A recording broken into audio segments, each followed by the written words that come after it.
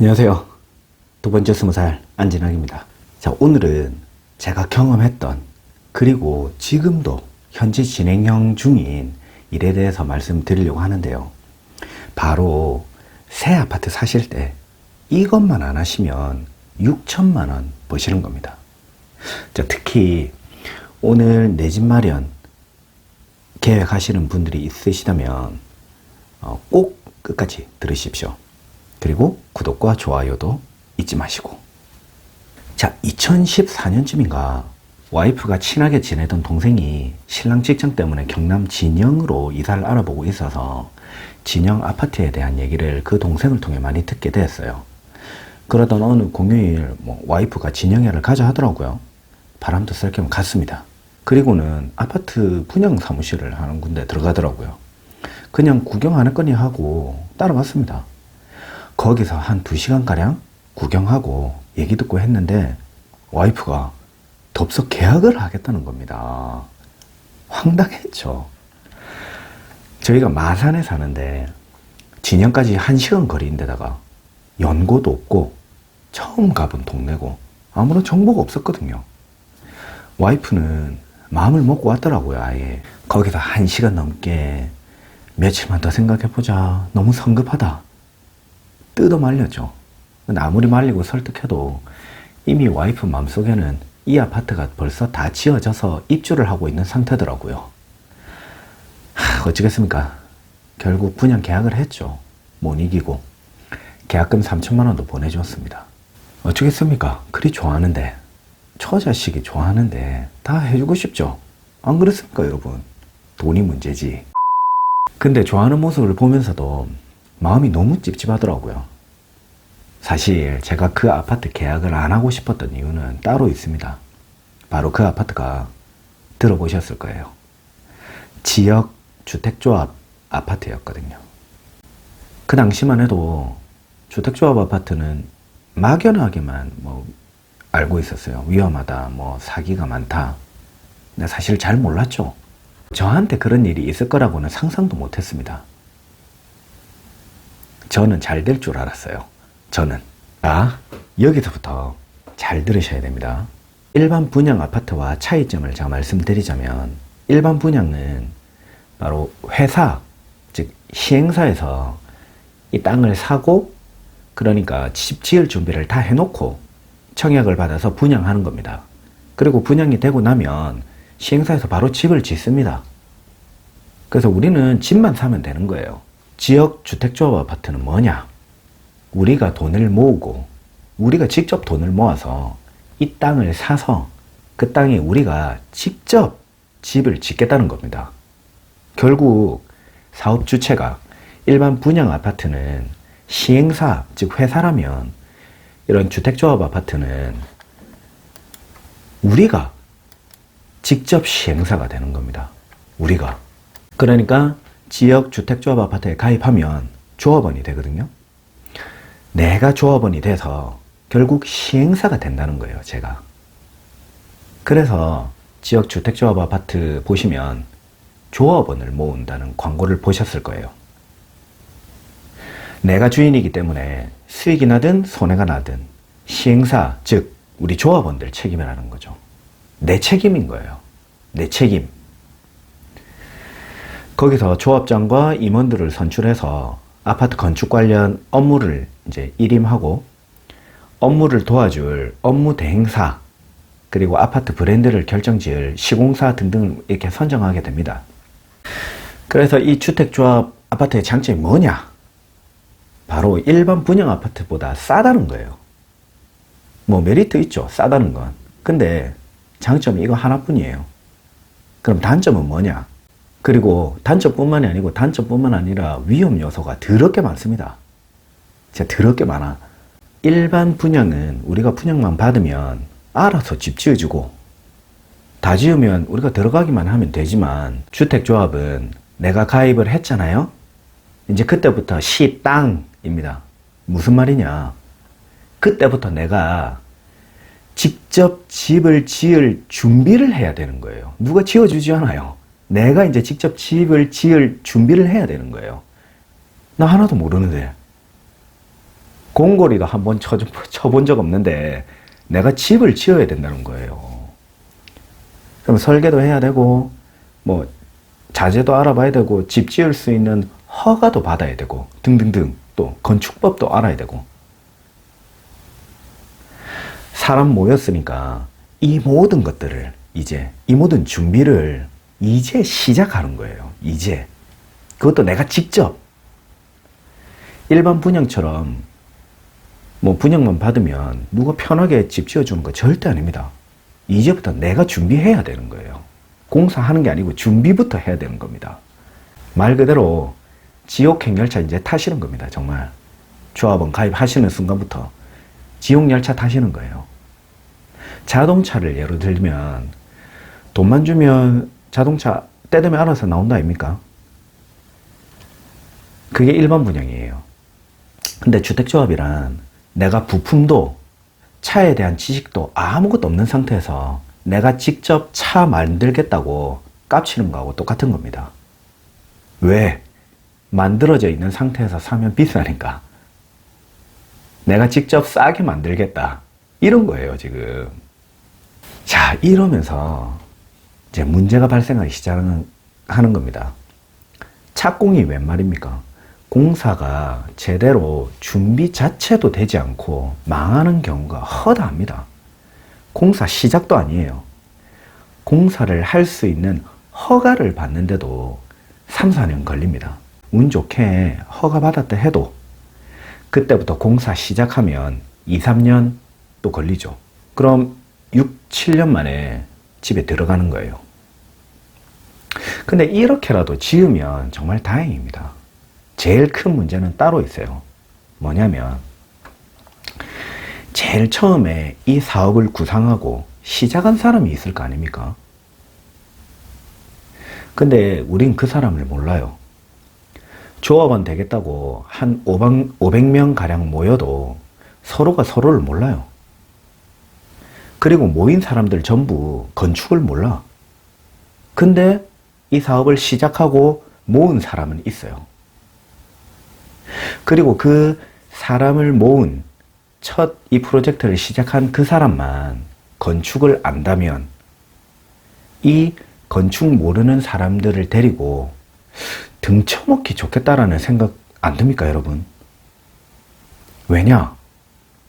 이 사업이 잘못돼도 내가 조합원, 즉 주인이기 때문에 전부 내 책임이에요. 잘못되면 100%. 왜? 내가 다 도장 찍고 내가 조합원 돼서 직접 집을 짓겠다고 내가 다 계약서에 도장 찍거든. 내 잘못인 거예요. 잘못되면 어디 가서 하소연할 데도 없어요. 순전히 100% 제 책임입니다. 왜냐? 내가 주인이기 때문에, 내가 시행사이기 때문에. 그래서 저는 6천만 원 까먹고 6년이 지나서 지금 이 사실을 알게 됐습니다. 집을 싸게 산다는 것만 보고 조합원 된 사람들은 사실 공사가 언제 되는지, 일이 어떻게 되는지 사실 알기가 힘들어요. 크게 관심도 없고 또 잘 모르니까. 건축이란 게 일반인들한테는 모두 낯설고 좀 너무 전문적이고, 그리고 얘기해줘도 뭔 말인지 몰라요. 나도 몰랐고. 자, 어쨌든 저희 얘기로 다시 돌아와서 그렇게 계약을 하고 뭐 총회, 뭐 시공사 변경, 설계 변경, 땅 문제니 주위 학교 문제니 뭐 시청 허가 문제니 하면서 3년이 진짜 그냥 날아갔습니다. 3년이. 또 그러는 중에 조합원들한테 브릿지 대출이란 걸 받으러 하더라고요. 실제 공사 들어가기 전에 필요한 자금을 조달하는 단계라 하더라고요. 근데 어쩌겠습니까? 3년이란 세월이 이제 그냥 흘러갔으니까 이것만 해주면 빨리 착공을 하겠다라는 생각에 대출 3천 받아서 바로 조합에 보내줬죠. 이 똥줄이 타니까 사람 마음이 안 보낼 수가 없습니다, 돈을. 그러면서도 많이 따졌죠. 그때마다 뭐 업무대 행사나 그 조합장이 하는 말은 시청에서 허가가 나는데 오래 걸린단 말만 하더라고요. 근데 믿을 수밖에 없어요. 왜? 모르니까. 내가 모르니까. 근데 알고 보니까 나중에는 실제로 진행된 건 하나도 없더라고요. 그리고 다음에 만나면 이번에는 뭐 다른 문제 때문에 허가가 안 나서 지금 일이 진행이 안 되고 있다. 항상 이런 식으로 변명만 하고 진짜 몇 년을 이렇게 일을 질질 끕니다. 일을 질질 끌어요. 이게 바로 얘네들 수법이에요, 수법. 이게 가능한 게 다 잘 모르니까. 뭐 시청에서 뭐 안 된다 하면 아 그런갑다 해요. 그냥 사람들이. 왜 모르니까. 그래도 어째요. 다른 조합원들 불만이 장난 아니죠. 돈 6천만 원이 들어갔는데 허가 하나 제대로 난 게 없고 일에 진척이 없으니까. 근데 뭐 별 수 없어요. 잘 모르니까 잘 따지지도 못합니다. 그냥 그런갑다 해요. 자료 보여달라 해도 제대로 자료도 잘 안 주고 있는 자료도 부실하고 중요한 건 봐도 모르고 그런 상태로 일을 질질 또 끌면서 2년이 또 날아갑니다. 기다릴 수밖에 없어요. 그래도 왜 모르니까. 이렇게 간략하게 말씀드리지만 6년 동안 전화도 많이 하고 분양 사무실도 많이 찾아갔어요. 근데 한 번도 시원한 답변이나 해결책을 들은 적이 없어요. 지금 생각하면 사실 그러면 더 하죠. 왜? 아예 처음부터 얘네들은 집 지을 생각이 없었으니까. 그러니까 뭐 자료가 있을 리 있습니까? 진짜 일하는 거 없이 일을 그냥 질질 끄는 게 얘네들 일인 거예요. 일만 질질 끌고 결국 지쳐서 포기하게 만들고 결국에는 이 조합 자체를 와해시키는 게 목적이에요. 얘네들은. 돈만 빼먹고 이 조합을 와해시키는 거죠. 제가 말씀드렸죠. 우리가 조합원으로 모였지만 아무도 서로가 누군지 모른다고. 서로가 서로를 모르는데 이 조합 와해시키는 거 일도 아닙니다. 이게 바로 이 사람들 수법이에요, 수법. 그러면서 또 작년에 대형 사고 하나 또 터집니다. 사고가 아니라 결국 뭐 걔네들이 뭐 써놓은 시나리오죠, 뭐. 어쨌든 제 개인적인 생각은 이건 사기구나라는 걸 사실 알게 된 거죠, 작년에. 작년 중순쯤에 브릿지 대출을 받았던 은행에서 전화가 왔더라고요. 각 조합원이 받은 브릿지 대출 이자를 주택조합에서 우리 조합 측에서 내고 있었는데 주택조합이 이제 돈이 없어서 이자 납부가 안 된다는 겁니다. 그래서 이자를 내야 되니까 각 조합원들이 이제 각자 이름으로 된 대출에 대해서 이자를 각자 부담하라는 거예요. 매달. 500명 가량 되는 사람이 6천만 원씩이나 넣어서 돈을 모았는데 돈이 다 떨어졌다는 거예요. 거의 300억 정도 되는 돈인데. 근데 하기는 6년 동안 아파트는 안 짓고 뭐 운영비다 뭐 직원 월급이다 하고 엉뚱한 데로 다 썼으니까 돈이 남아있는 게 오히려 신기한 일 아닙니까? 설상가상으로 토지 매입할 때 이제 대출받았던 그 돈에 대해서 이자도 낼 돈이 없어가지고 조합원들한테 이자 낼 돈 100만 원씩 또 내라는 거예요. 안 그럼 경매 넘어가고 땅 없어지면 아예 아파트 못 짓는다고. 그래서 또 보냈습니다. 근데 결론적으로 그로부터 한 8개월 정도 지난 지금 이 시점에서 보면 땅이 경매에 넘어갔다는 말도 없고 집 짓는다는 말은 더더욱 없고 그냥 아무 소식이 없어요. 응, 아무 소식이 없어요. 그러면 이제 확실히 깨달았죠. 내가 호구였구나. 내가 내 손으로 도장 찍고 돈 보내라면 착실하게 돈 보내준 정말 착한 호구였구나. 예. 물론 모든 주택조합이 사실 이렇진 않아요. 근데 이렇게 시작도 못하는 곳이 절대적으로 많습니다. 정말 제대로 아파트 짓는 곳은 주택조합 한 10군데 중에 한두 군데밖에 안 될걸요. 정말. 제가 이거 하면서 깨달은 건 아무것도 모르는 일반인들을 상대로 이 전문가들이, 소위 말하는 전문가들이 조직적으로 사기를 치려고 이렇게 달라들면 모르는 사람은 100% 당합니다. 100%. 빠져나올 수가 없어요. 얼마나 연기를 잘하는지 지금 헐리우드급이라니까요. 완전 오노예요, 오노. 안톤 오노. 아시죠? 안톤 오노. 진짜 연기 잘합니다.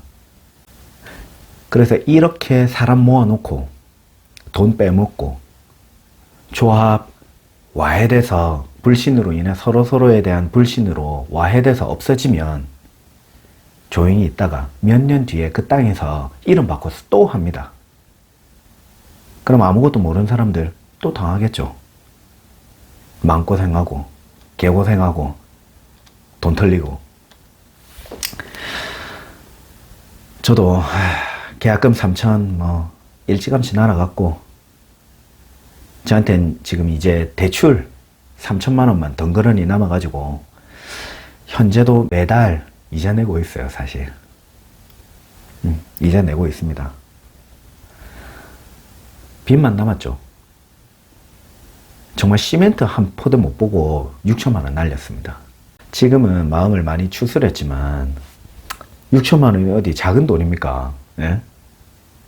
큰 차 한 대 값인데 저 지금 출퇴근할 거라고 아직도 저 2009년식 모닝 타고 다닙니다. 20만 킬로 넘은 거.